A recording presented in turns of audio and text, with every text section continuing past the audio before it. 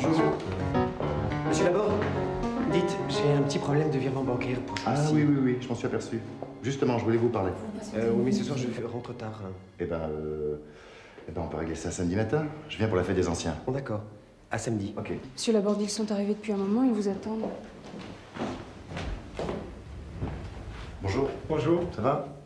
Vous vous souvenez qu'on vient cet après-midi pour vérifier vos prises? Oui. Encore une alerte cette nuit dans la résidence Ronsard. Il y a un pépin? Bonjour. Bonjour. Où ça? Toujours le groom des portes coupe-feu qui séparent les deux bâtiments. Encore? Le central de veille a fait toutes les détections nécessaires et il n'a rien décelé d'anormal. C'est du vandalisme. Oui, bah, comme d'habitude, quoi. Bon, on verra ça plus tard. Vous avez vu le planning? Il faudrait que vous vous occupiez aujourd'hui de l'électricité de la résidence des Rosiers. Ah, au fait, on a trouvé ça qui traînait, c'est normal? Ben non, c'est pas normal. Ça, c'est la SARI qui a oublié ça. Oui, j'ai pas pu m'en occuper. Et c'est quoi la SARI? La SARI, c'est l'entreprise qui s'occupe des installations de sécurité. Eh ben, vous pouvez leur dire qu'ils ont oublié un bloc de secours. Vous voulez qu'on aille jeter un coup d'œil? Non, merci. Je préfère que vous ne fassiez pas attendre les clients. Bon, bah d'accord, on y va. Parce qu'on en a au moins pour la journée. Ok. Allez, à plus tard. Bonne journée. On y va. À tout à l'heure.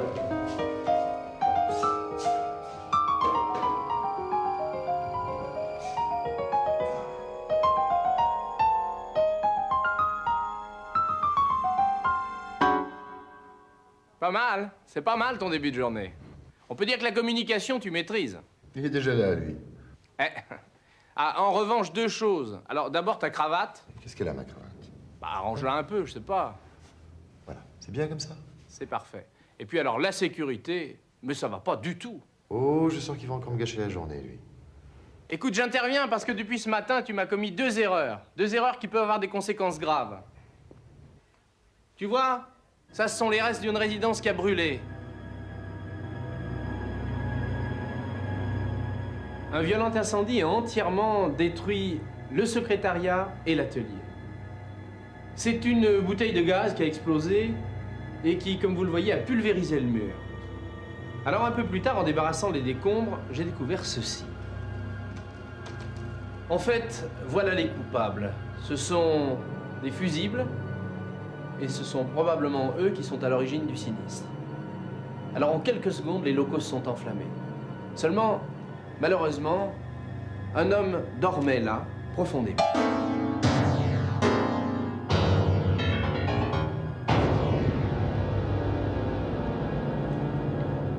Alors, monsieur, vous allez me rejoindre parce que nous avons besoin de quelques explications. Alors, l'enquête a montré que ce fusible protégeait l'installation d'une ancienne cuisine équipée d'une série de plaques électriques. Or, dans le bureau d'à côté, mademoiselle Micral, qui est un peu frileuse, allumait tous les jours un petit chauffage d'appoint. Et comme le disjoncteur saute sans cesse, elle demande à Maurice, l'homme d'entretien, d'intervenir. S'il vous plaît, monsieur Maurice. Ça a encore sauté. Encore? Qu'est-ce qu'on peut faire? Bah, je sais pas, j'ai pas beaucoup de temps, là. Vous pourriez pas faire quelque chose, s'il vous plaît? Ouais, bon, ben, c'est pour vous, hein. Alors, pour lui faire plaisir, et on le comprend, Maurice tire une ligne sauvage qu'il relie au tableau de l'ancienne cuisine. Seulement voilà, mademoiselle Micral s'en va le soir en laissant ce petit chauffage branché. Mais comme l'électricité ne sautait plus, j'ai pensé que ce serait plus agréable pour moi d'arriver le matin dans un bureau bien chauffé. Et voilà comment la ligne électrique s'est trouvée surchargée. Mais je n'ai pas pensé à ça. Ce soir-là, justement, M. Ben Ali, qui reçoit quelques invités, décide de leur faire du thé dans sa chambre. Alors, il branche son réchaud sur la prise du couloir. Et puis, le soir, tout le monde est gai, tout le monde s'amuse bien. Seulement, M. Ben Ali va se coucher en oubliant de débrancher son réchaud. Alors, M. Ben Ali, qu'est-ce qui s'est passé? Eh bien, il y avait trop de monde dans la cuisine. Tu comprends, monsieur? On ne se connaît pas, on ne se parle pas. On n'est pas du même pays, on n'a pas les mêmes habitudes. Alors j'ai dit aux copains, viens dans la chambre, on va faire le thé. Mais pourquoi ce branchement dans le couloir? Parce que la prise de ma chambre était cassée. En branchant la prise dans le couloir, vous avez surchargé la ligne. Je te jure, je le savais pas. J'ai pas pensé à ça, moi.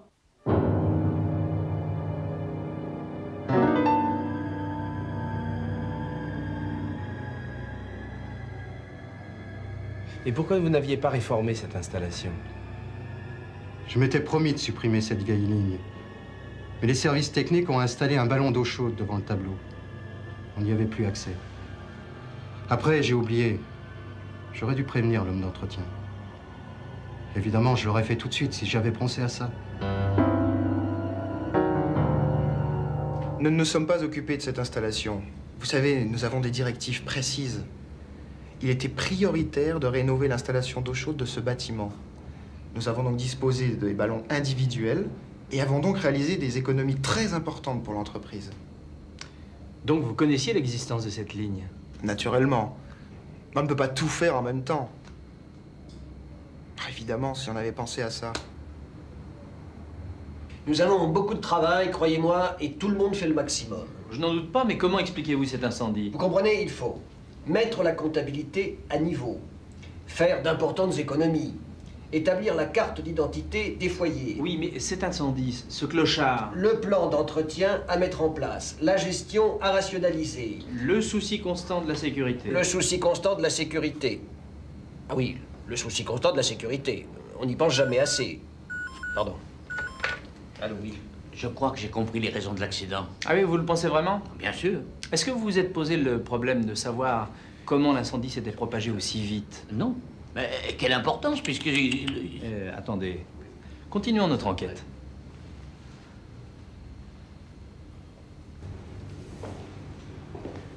Alors, madame, que s'est-il passé la veille de l'incendie? Vous n'avez rien remarqué d'anormal? C'est-à-dire que je voulais aller faire le ménage dans l'atelier, là où le monsieur... Oui. Qu'est-ce qu'on vous a répondu? C'est Maurice qui travaille là-bas. Et il m'a dit que c'était pas la peine d'aller faire le ménage parce qu'il avait encore des saletés à faire. Ah, il avait des saletés à faire. C'était plein de sueur là-dedans. Et puis il y avait une odeur d'essence. Voilà Maurice, justement. Mais oui, ce sont effectivement des copeaux qui sont enflammés et qui ont propagé l'incendie. Moi, j'ai pas pensé à ça. Il m'a dit de pas faire le ménage, je l'ai pas fait. Alors comme ça, Maurice, vous avez demandé qu'on fasse pas le ménage? C'est pas ça. J'avais pris du retard. Vous comprenez, j'ai été dérangé toute la journée pour des bricoles. L'électricité de Mademoiselle Micral, et puis alors, j'ai perdu un temps fou avec cette cuve, ce qui fait que j'étais très en retard. Et puis, c'était inutile de demander à la femme de ménage de nettoyer, puisque je ressalissais derrière. Bref, ça pouvait attendre le lendemain. Et vous faisiez quoi exactement? Bah, je réajustais des portes en bois. J'enlevais la peinture avec un petit réchaud, et puis après, je passais de l'essence pour nettoyer et les repeindre. De l'essence? Ah, de l'essence, ouais. J'en avais un petit peu sur une étagère avec un réchaud. De l'essence à l'air libre? Ah ouais. J'y ai pas pensé. Voilà. Je suis mort parce que le feu s'est propagé trop rapidement à cause de l'essence et des copeaux. Voilà, exactement. C'est ce que j'ai pensé tout de suite. Ah bon, vous avez pensé à quoi? C'est de leur faute à tous. Expliquez-vous. Ils ont tous fait une erreur à un moment donné. C'est-à-dire? Le chauffage de la fille, le vieux fusible, l'autre qui se branche dessus, l'installation pourrie, le gars qui est débordé. Ouais, et vous? Quoi, moi? Ben vous, qu'est-ce que vous faisiez dans cet atelier? La porte était ouverte, moi je suis rentré et je me suis couché, et c'est tout.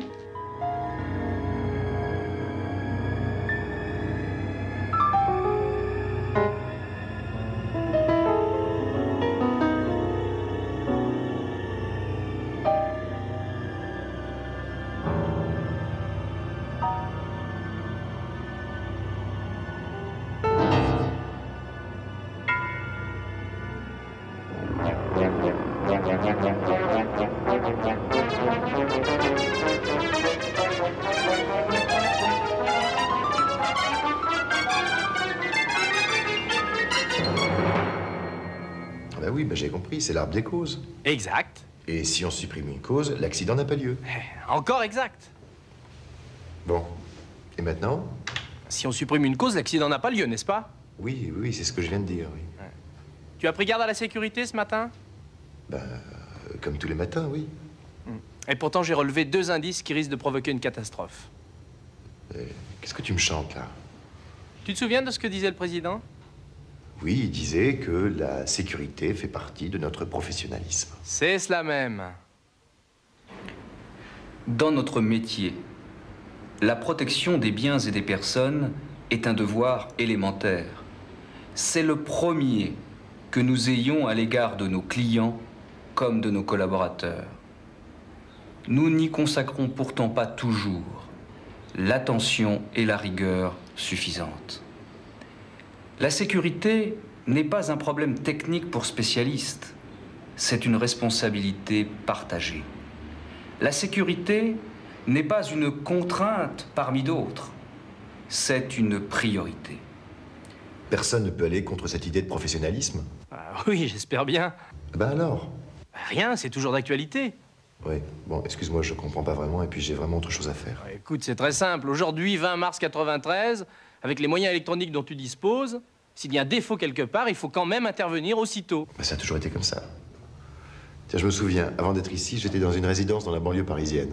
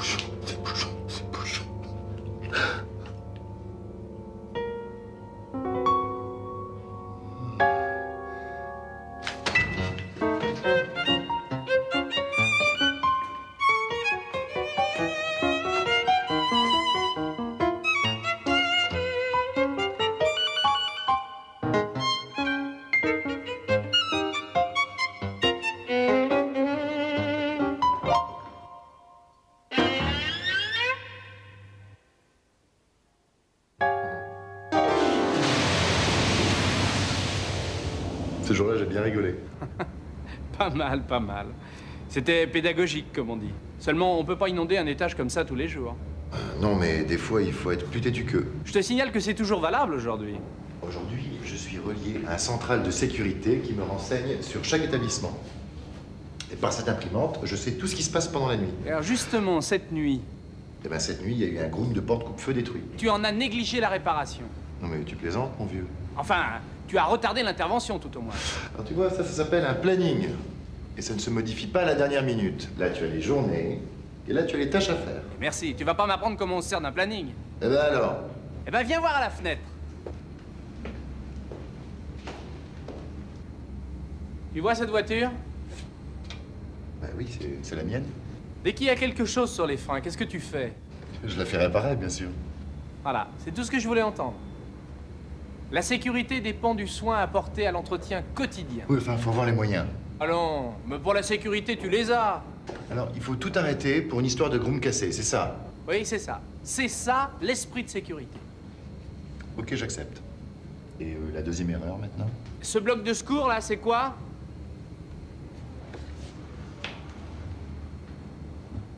On va encore me bassiner avec ce bloc de secours. Je vais te raconter une histoire authentique. Dans une résidence de la région Nord, Falim Sarras se reposait en lisant son journal.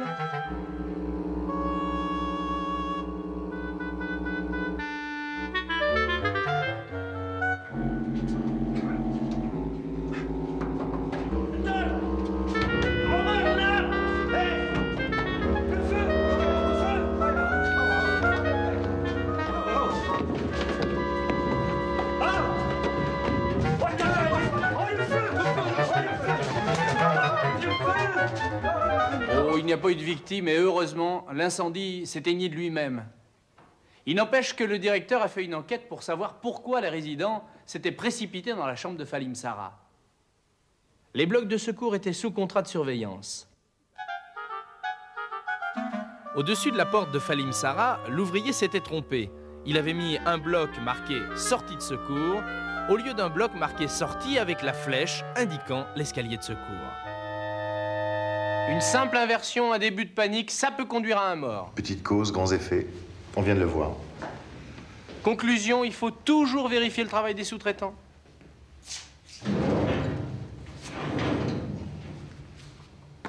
Pas de problème, je fais toujours signer le cahier. D'accord, le registre, c'est une chose. Mais le contrôle réel, qui va le faire? Voilà, la deuxième erreur est là. Et je vous dirai ce qu'il en pense. Je vais faire ce que je peux. Entrez. Excusez-moi. Il y a mademoiselle Gaspari qui veut quitter sa chambre immédiatement. Elle s'en va définitivement. Elle a été rappelée chez ses parents, ils ont eu un accident. Ah oui, je me souviens, elle m'en a parlé il y a 2-3 jours.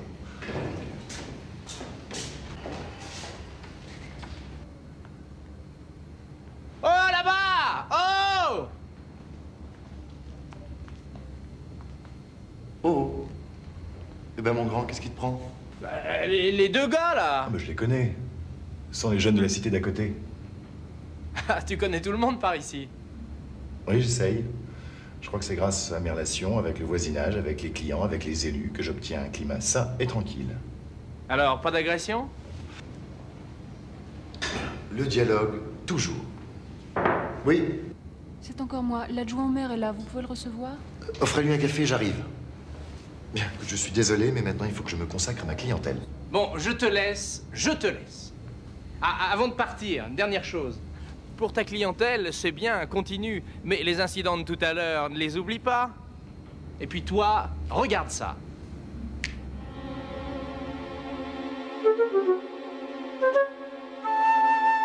En cas de sinistre, gardez votre sang-froid. Coupez le gaz.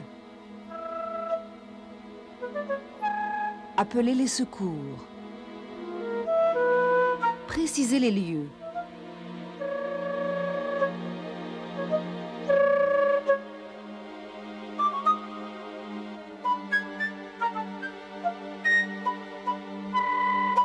Précisez les causes.